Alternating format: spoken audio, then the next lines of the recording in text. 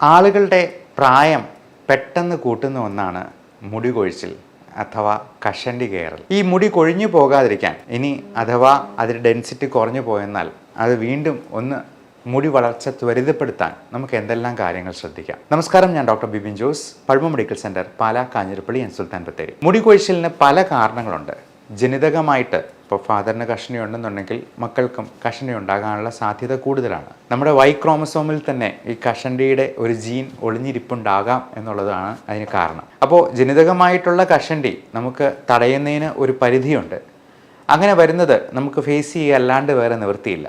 അങ്ങനെയുള്ളപ്പോൾ നമുക്ക് hair transplantation ഉള്ള നൂതന ചികിത്സാ മാർഗങ്ങളുമുണ്ട്. അതിനു മുൻപ് നമുക്ക് ഈ ന്യൂട്രീഷണൽ ഡെഫിഷ്യൻസി കൊണ്ട് മറ്റ് പ്രശ്നങ്ങൾ കൊണ്ട് ഉണ്ടാകാവുന്ന മുടി കൊഴിച്ചിലിനെ എങ്ങനെയൊന്ന് സ്റ്റോപ്പ് ചെയ്യാം. മെയിനായിട്ടും ഇതിനകത്ത് വരുന്ന ഒരു കാര്യം, നമുക്ക് പലതരത്തിലുള്ള അലർജി മൂലമുണ്ടാകുന്ന ഡാൻഡ്രഫ് അല്ലെങ്കിൽ താരൻ ഇതിൻ്റെ ഒരു പ്രധാന കാരണമാണ്. ഈ ഡാൻഡ്രഫ് അഥവാ താരൻ എന്ന് പറയുന്നത് നമ്മുടെ സ്കാൽപ്പിലെ സ്കിന്ന് ഡ്രൈ ആയിപ്പോയി ആ ഡ്രൈനെസ് കൊണ്ട് തന്നെ ഈ സ്കിന്നിൽ ചെറുതായിട്ട് ഇളകി വരുന്ന ഫ്ലേക്സ് ഓഫ് സ്കിന്ന് തന്നെയാണ് താരൻ എന്ന് നമ്മൾ വിളിക്കുന്നത്. ഇതിന് പലപ്പോഴും അലർജി ഒരു കാരണമാണ്. പലതരത്തിലുള്ള പ്രോട്ടീൻ അലർജി ഉണ്ടാകാം, പലതരത്തിലുള്ള ഭക്ഷണങ്ങളോട് പ്രശ്നങ്ങളുണ്ടാകാം.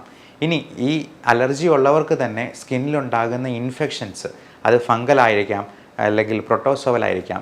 അതുകൊണ്ട് തന്നെ ഈ താരനുള്ളത് കൊണ്ട് മെഡിസിനൽ ഷാംപൂ, കീറ്റോകോണസോൾ പോലുള്ള ഷാംപൂ ആഴ്ചയിൽ 2 ദിവസം വീതം കണ്ടിന്യൂ ചെയ്ത് ഉപയോഗിക്കാനായിട്ട് ഡോക്ടർമാർ നിർദ്ദേശിക്കാറുണ്ട്. അതുകൊണ്ട് തന്നെ അലർജി ഉണ്ടോ എന്നുള്ളത് IgE ലെവൽ പരിശോധിച്ച് കൃത്യമായിട്ട് മനസ്സിലാക്കുക. അലർജി ഒത്തിരി കൂടുതലുണ്ടെങ്കിൽ, ഒരു 150 മുകളിൽ IgE കാണിക്കുന്നുണ്ടെങ്കിൽ അലർജിയുടെ ഒരു സ്കിൻ പ്രിക് ടെസ്റ്റ് നടത്തി എന്തൊക്കെ ഭക്ഷണത്തിനാണ് അലർജി എന്നുള്ളത് നോക്കി അത് ഒഴിവാക്കുക. ഒരുപാട് കൂടുതലായിട്ട് IgE കാണിക്കുന്നെങ്കിൽ അതിന് ഇമ്മ്യൂണോതെറാപ്പി എന്ന ട്രീറ്റ്മെൻറ്റ് വഴി, മറ്റ് അലർജിക് സിംറ്റംസും കൂടെ ഉണ്ടെന്നുണ്ടെങ്കിൽ ഇമ്മ്യൂണോതെറാപ്പി വഴി ഫലപ്രദമായി നമുക്ക് അലർജിയെ ഡീസെൻസിറ്റൈസ് ചെയ്തെടുക്കാവുന്നതാണ്. രണ്ടാമത്തെ ഒരു പ്രധാനപ്പെട്ട പ്രശ്നമാണ് പാരസിറ്റിക് ഇൻഫെസ്റ്റേഷൻസ്. അതായത് പലതരത്തിലുള്ള കൃമി ശല്യം, നമ്മുടെ വയറിലുണ്ടാകുന്ന പ്രശ്നങ്ങൾ. അത് ആൽബൻഡസോൾ, ഐവർമെക്റ്റിൻ പോലുള്ള മരുന്നുകൾ കൊണ്ട് 6 മാസത്തിലൊരിക്കൽ ഫാമിലിയിലെ എല്ലാവർക്കും ഒരുമിച്ച് ഇതിനുള്ള മരുന്ന് കഴിക്കാനായിട്ട് ഡോക്ടർ നിർദ്ദേശിക്കുന്ന കാരണം ഈ വേം ഇൻഫെസ്റ്റേഷൻ മൂലം നമുക്ക് മുടി കൊഴിച്ചിലുണ്ടാകാം എന്നുള്ളത് കൊണ്ടാണ്. ഇനി മൂന്നാമത്തെ ഒരു പ്രധാനപ്പെട്ട പ്രശ്നം ന്യൂട്രീഷണൽ ഡെഫിഷ്യൻസീസ് ആണ്. ഏറ്റവും പ്രധാനമായിട്ടും നമുക്ക് B7 എന്ന് പറയുന്ന വൈറ്റമിൻ നമുക്ക് മുടി വളർച്ചയ്ക്ക് അത്യാവശ്യമായിട്ടുള്ള സംഗതിയാണ്. ബയോട്ടിൻ, അതുപോലെ പലതരത്തിലുള്ള ആമിനോ ആസിഡ്സ്, പ്രോട്ടീൻ. പലപ്പോഴും ഡയറ്റ് ചെയ്യുമ്പോൾ, വണ്ണം കുറയ്ക്കാനായിട്ട് ആൾക്കാർ ഒത്തിരി ഡയറ്റ് ചെയ്യുമ്പോൾ ഒക്കെ ഈ പ്രോട്ടീൻ ഡെഫിഷ്യൻസി മൂലം മുടി പോലും കൊഴിഞ്ഞു പോകാനുള്ള സാധ്യതയുണ്ട്. അതുകൊണ്ട് പ്രോട്ടീൻ റിച്ച് ആയിട്ടുള്ള ഫുഡ് നമ്മൾ കൂടുതലായിട്ട് ഉൾപ്പെടുത്താനായിട്ട് ശ്രദ്ധിക്കണം. പ്രത്യേകിച്ച് മുട്ടയുടെ വെള്ള നല്ല പ്രോട്ടീനാണ്. ഇറച്ചി, മീൻ ഒക്കെ കറി വെച്ചത് കഴിക്കാം. അത് ചിക്കൻ കൂടുതലായിട്ട് ഉപയോഗിക്കുക. റെഡ് മീറ്റ് അവോയ്ഡ് ചെയ്താലും കുഴപ്പമില്ല.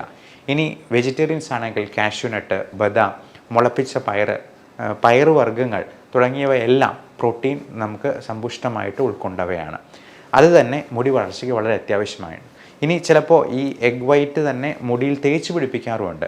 എഗ് യോക്ക് നമ്മൾ തേച്ച് പിടിപ്പിക്കുന്നത് നല്ലതാണ്, പക്ഷേ അത് ഒത്തിരി സ്മെല്ലുണ്ടാക്കാൻ സാധ്യതയുള്ളത് കൊണ്ട് എഗ് വൈറ്റ് മാത്രമായിട്ട് മുടിയുടെ സ്കാൽപ്പിൽ തേച്ച് പിടിപ്പിക്കാനായിട്ട് പറയും.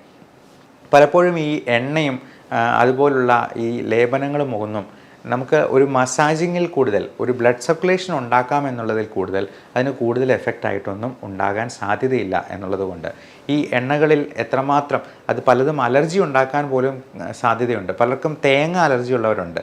അത് അങ്ങനെയുള്ളവർ വെളിച്ചെണ്ണ തേച്ച് കഴിഞ്ഞിട്ടുണ്ടെങ്കിൽ ജലദോഷവും തുമ്മലും ഒക്കെ ആയിട്ടുള്ള പ്രശ്നങ്ങളും മുടി കൊഴിച്ചിൽ കൂടുതലാകാനും ഒക്കെ കാരണമാകാറുണ്ട്. ഇനി PRP എന്ന് പറയുന്ന ഒരു പുതിയ തരത്തിലുള്ള ട്രീറ്റ്മെൻറ്റും ഇപ്പോൾ നിലവിലുണ്ട്. Platelet rich plasma. ഒരാളുടെ പ്ലാസ്മ അയാളുടെ ബ്ലഡിൽ നിന്ന് തന്നെ വേർതിരിച്ചെടുത്ത് അതിൽ കൂടുതലായിട്ട് ഗ്രോത്ത് ഫാക്ടേഴ്സ് അടങ്ങിയിട്ടുള്ളത് കൊണ്ട് നമുക്ക് നമ്മുടെ മുടിയിൽ മസാജ് ചെയ്യുമ്പോഴത്തേക്കും സ്കാൽപ്പിൽ ഉള്ള ബ്ലഡ് സർക്കുലേഷൻ കൂടുകയും ഈ ഗ്രോത്ത് ഫാക്ടേഴ്സ് കൂടുതലായിട്ട് വന്ന് മുടി കൂടുതൽ ഉണ്ടാകാൻ സഹായിക്കുകയുമാണ് ചെയ്യുന്നത്. PRPയിൽ നമ്മൾ ചെയ്യുന്നതും ഇത് തന്നെയാണ്. ഏറ്റവും റിച്ച് ആയിട്ടുള്ള ഗ്രോത്ത് ഫാക്ടേഴ്സ് നമ്മുടെ ബ്ലഡിൽ നിന്ന് തന്നെ എടുത്ത് നമ്മുടെ സ്കാൽപ്പിലേക്ക് ഇഞ്ചെക്റ്റ് ചെയ്യുന്ന ഒരു പ്രൊസീജിയറാണ്. അത് നമ്മൾ മാസത്തിൽ 1 എന്നുള്ള കണക്കിൽ 6 മാസത്തേക്കെങ്കിലും എടുത്തെന്നാൽ തീർച്ചയായിട്ടും അതിൻ്റെ ഫലം നമുക്ക് കാണാവുന്നതാണ്. ഇനി ഗ്രോത്ത് ഫാക്ടർ കോൺസെൻട്രേറ്റ്, GFC എന്ന് പറയുന്ന ഈ PRPയിൽ നിന്ന് കുറച്ചുകൂടി അഡ്വാൻസ്ഡ് ആയിട്ട് അത് എടുക്കുന്ന ട്യൂബിലുള്ള വ്യത്യാസം വെച്ചിട്ടാണ് ഇതിനെ രണ്ടായിട്ട് പറയുന്നത്, PRPയും GFCയും. ഈ GFC തന്നെ ഇഞ്ചെക്ട് ചെയ്യുന്നത് വഴി നമുക്ക് കുറച്ചുകൂടി ഈ ഗ്രോത്ത്, ഹെയറിൻ്റെ ഗ്രോത്ത് പ്രൊമോട്ട് ചെയ്യാനായിട്ട് സാധിക്കും. അതൊരു 30 മുതൽ 50% വരെ ഈ ഹെയർ ഗ്രോത്ത് കൂട്ടാനായിട്ട് സഹായിക്കുമെന്നുള്ളതാണ് പഠനങ്ങൾ സൂചിപ്പിക്കുന്നത്. ഇത് കൂടാതെ ഇത്തരത്തിലുള്ള വൈറ്റമിൻസ് എല്ലാം ഒരുമിച്ച് അടങ്ങിയിട്ടുള്ള ടാബ്ലറ്റ്സ് ആയിട്ടും ചിലപ്പോൾ ഡോക്ടർ നിർദ്ദേശിച്ചേക്കാം. പ്രോട്ടീൻ സപ്ലിമെൻറ്റ്സും ഈ പറഞ്ഞ പോലുള്ള മരുന്നുകളും ആൽബൻഡസോൾ പോലുള്ള ഡീവേമിങ്ങിനായിട്ടുള്ള ടാബ്ലറ്റുമൊക്കെ നിശ്ചിത കാലയളവിൽ ഡോക്ടർ എല്ലാ ഫാമിലി മെമ്പേഴ്സിനും എല്ലാവർക്കും ഒരുമിച്ച് കഴിക്കാനായിട്ട് പറയുന്നത്. കാരണം ഒരാളിൽ മാത്രം ഈ വേം ഇൻഫെസ്റ്റേഷൻ നിലനിന്നാൽ അത് മറ്റുള്ളവരിലേക്കും കൂടി ഉണ്ടാക്കാം. ഇപ്പോൾ വീട്ടിൽ പാചകം ചെയ്യുന്ന അമ്മയുടെ നഖത്തിലോ ഒക്കെ ഇതിൻ്റെ പാരസൈറ്റ്സിൻ്റെ എഗ്ഗോ അല്ലെങ്കിൽ ഓവമോ ഒക്കെ അടങ്ങിയിട്ടുണ്ടെങ്കിൽ അത് മറ്റുള്ളവർക്കും ഇത് പ്രശ്നങ്ങൾ സൃഷ്ടിക്കാമെന്നുള്ളത് കൊണ്ടാണ് ഫാമിലിയിൽ എല്ലാവർക്കും ഒരുമിച്ച് തന്നെ ഇത് കഴിക്കാനായിട്ട് പറയുന്നത്. ഇനി മുടി വളർച്ചയ്ക്ക് നമുക്ക് ചെയ്യാവുന്ന, വീട്ടിൽ തന്നെ ചെയ്യാവുന്ന കാര്യങ്ങളാണ് ഇത്തരത്തിലുള്ള നല്ല ന്യൂട്രീഷൻ നമുക്ക് സപ്ലിമെൻറ്റ് ചെയ്യുക, മാനസിക സമ്മർദ്ദം കുറയ്ക്കുക എന്നുള്ളത്. മെൻ്റൽ സ്ട്രെസ്സും ഉറക്കമില്ലായ്മയും മുടി കൊഴിച്ചിലിന് കാരണമാകുമെന്ന് പലർക്കും അറിയില്ല. നമുക്ക് നല്ല സ്ട്രെസ്സ് കൂടുമ്പോഴേക്കും നമ്മുടെ ലൈഫ് സ്റ്റൈൽ ഡിസീസസ് താളം തെറ്റും. പ്രത്യേകിച്ചും ഡയബറ്റീസ്, ഹൈപ്പർ ടെൻഷൻ, കൊളസ്ട്രോൾ പോലുള്ള കാര്യങ്ങളുള്ളവർക്ക്, PCOD, ഫാറ്റി ലിവർ, അമിതവണ്ണം തുടങ്ങിയവയുള്ളവർക്ക് ഒക്കെ ഈ മെൻ്റൽ സ്ട്രെസ്സ് ഇതിനെ താളം തെറ്റിക്കാനായിട്ടും ന്യൂട്രീഷണൽ ഡെഫിഷ്യൻസീസ് കൂട്ടാനായിട്ടും മുടി കൊഴിച്ചിലുണ്ടാകാനായിട്ടും പ്രായം പെട്ടെന്ന് കൂടാനായിട്ടും കാരണമാകും. അതുകൊണ്ട് ഇത്തരത്തിലുള്ള കാര്യങ്ങളെ എല്ലാം ഒരുമിച്ച് ഏകോപിപ്പിച്ച് കൺട്രോൾ ചെയ്ത് ട്രീറ്റ് ചെയ്തെന്നാൽ മാത്രമേ മുടി കൊഴിച്ചിലിന് ഒരു ശാശ്വത പരിഹാരമാവത്തുള്ളൂ. ഇനി അത് നമുക്ക് നമ്മുടെ കൺട്രോളിൽ നിൽക്കാതെ പോകുമ്പോഴേക്കും ഹെയർ ട്രാൻസ്പ്ലാന്റേഷൻ പോലെയുള്ള അതിനൂതന ചികിത്സാ രീതികളും ഇന്ന് നിലവിലുണ്ട്. അതിനെക്കുറിച്ച് നിങ്ങൾ ഡോക്ടറോട് ചോദിച്ച് മനസ്സിലാക്കുക. എല്ലാവർക്കും നല്ല ആരോഗ്യവും നല്ല സൗന്ദര്യവും ഉണ്ടാകാൻ ആശംസിക്കുന്നു. Love and regards, doctor Bibin Jose, Pazhama medical centre, Pala, Kanjirappally and Sultan Bathery.